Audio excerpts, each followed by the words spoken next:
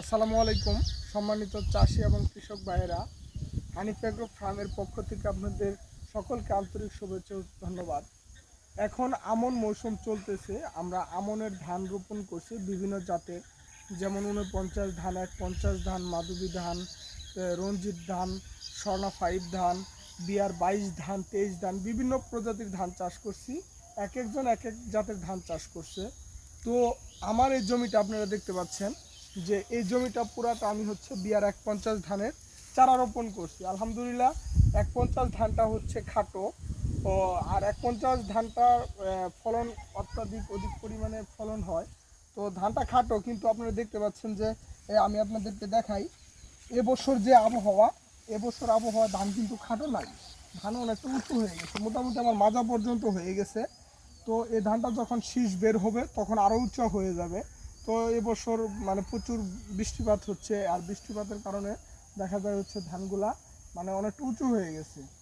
তো আমরা এই সময়ে একটা জিনিস খেয়াল করব, ধানের মাজরা পোকা, মাজরা এবং খোল পচা রোগ বেশি পরিমাণে আক্রমণ করে। এই যে আমি আপনাদেরকে দেখাচ্ছি, এই যে দেখেন, এটা হচ্ছে এই ধানের মাজরা পোকায়, মাজরায় ধানের শীষগুলা কেটে দিচ্ছে। তো আমি এর আগে একবার মাজরার জন্য এবং খোল পচা রোগের জন্য স্প্রে করছি।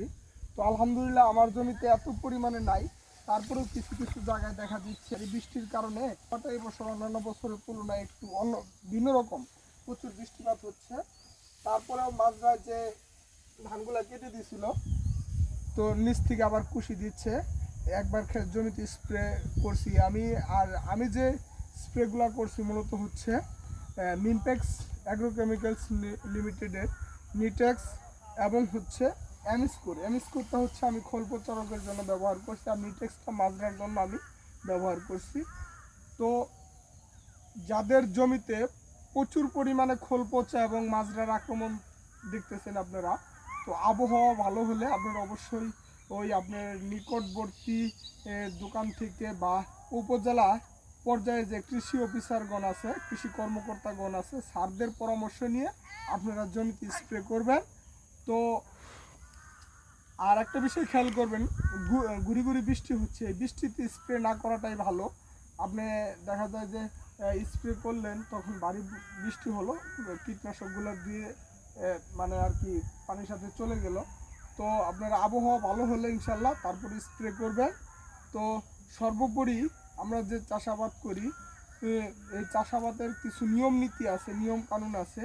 তো সেই নিয়ম কানুনগুলা জানার জন্য চেষ্টা করব, এবং আমাদেরকে যারা এই বিষয়ে বুঝে তাদের কাছ থেকে আমরা পরামর্শ নিব। উপজেলা পর্যায়ে, মাঠ পর্যায়ে একজন করে উপসহকারী অফিসার আছে, ওনাদের পরামর্শ নিব আমরা।